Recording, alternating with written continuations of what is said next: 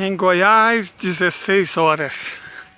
Estou indo levar para minha mãe esses ovos caipiras, os que eu colhi lá no sítio do seu Wagner, fresquinhos. Agora não está tão fresco, mas continua bom. E para ela fazer o pão de queijo. Ela comprou um forninho novo. Na verdade ela tinha um forninho meio meliante, meio delinquente. E agora ela comprou um novo e está doidinha para testar. Minha irmã está indo buscar o novo e ela quer estrear com pão de queijo. Então estou indo levar os ovos. Mas a gente não está aqui para comentar sobre os dotes culinários da minha amada mãe. O último vídeo que eu publiquei foi o primeiro dentro do novo layout que a gente quer adotar, com musiquinha e tudo, né? Thumbnail, aquela coisa, toda aquela coisa chicosa. Nós falamos sobre um artigo seminal do Dmitry Orlov, que basicamente está dizendo: Estados Unidos estão vendendo o almoço para comprar janta. Só que eles não têm mais ingrediente para fazer almoço por muito tempo, não.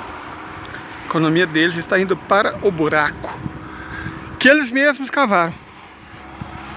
Certo? A escolha, a opção pelo neoliberalismo enriqueceu muito os financistas, enriqueceu muito os banqueiros, enriqueceu muito os especuladores, mas à custa de toda a sociedade, de todo o país.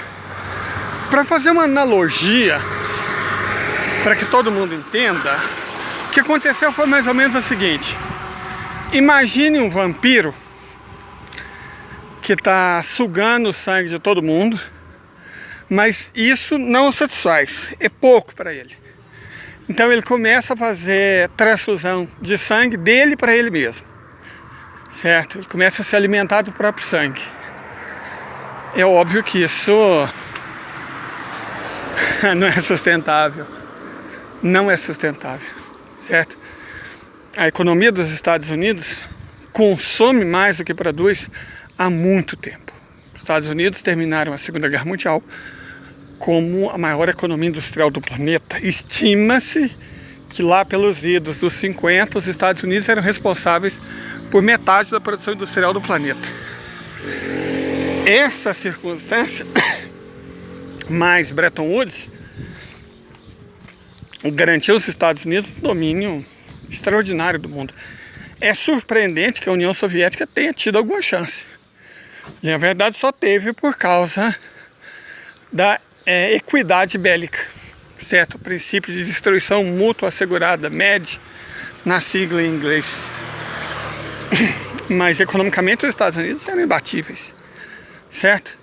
Tudo começa a mudar quando o clube, a Sociedade de Monte Pelerin, né, começa a colocar ideólogos do neoliberalismo no governo dos Estados Unidos, a serviço dos banqueiros, evidentemente, do Fed. A gente sempre tem que lembrar que o Federal Reserve é um banco particular, não é um banco público. O Banco Central dos Estados Unidos não é público, ele é controlado pelos banqueiros, por banqueiros para banqueiros, diretamente. Repito, é um banco particular. E é tão federal quanto o Federal Express é. Entendem? Então, é uma instituição feita para roubar o país. O primeiro Banco Nacional, 1802, foi feito para roubar o país. O segundo Banco Nacional, 1852, foi feito para roubar o país. E conseguiram roubar o país.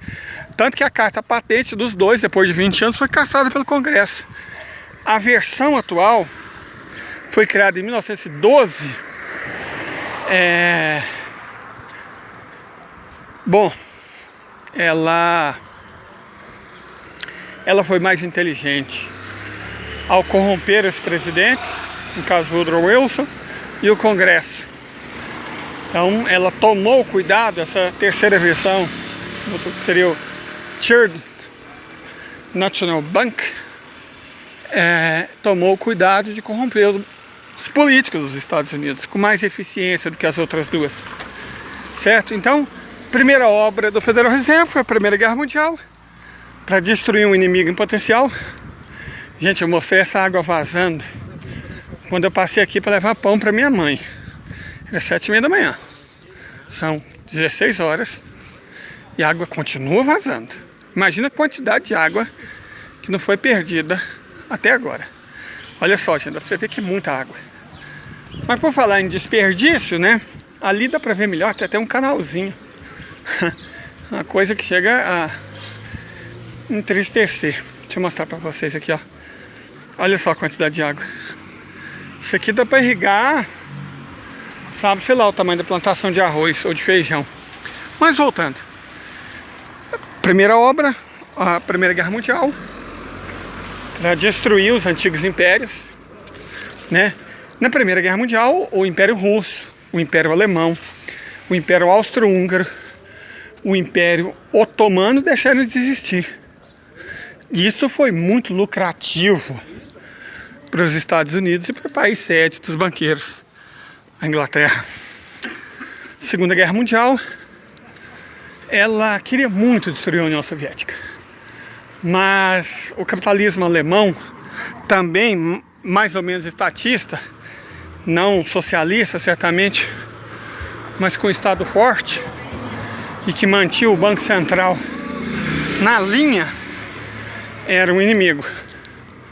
Certo, o capitalismo japonês, nos mesmos moldes, outro inimigo. O fascismo italiano, apesar de toda a similaridade, a gente não pode esquecer que o Winston Churchill era um racista empedernido, certo? Mas a questão foi econômica.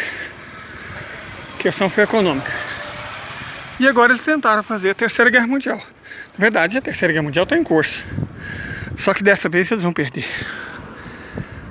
Vão perder porque a supremacia tecnológica, a supremacia industrial, a supremacia produtiva, a supremacia militar está do outro lado. Eles não têm como enfrentar a Federação Russa, ainda mais aliada com a China, o Irã e a Coreia Popular. E com a Índia na moita. A Índia está quietinha, só vendo o que está acontecendo, mas participando. Então dessa vez, os Estados Unidos, o capitalismo como um todo, essa que é a questão.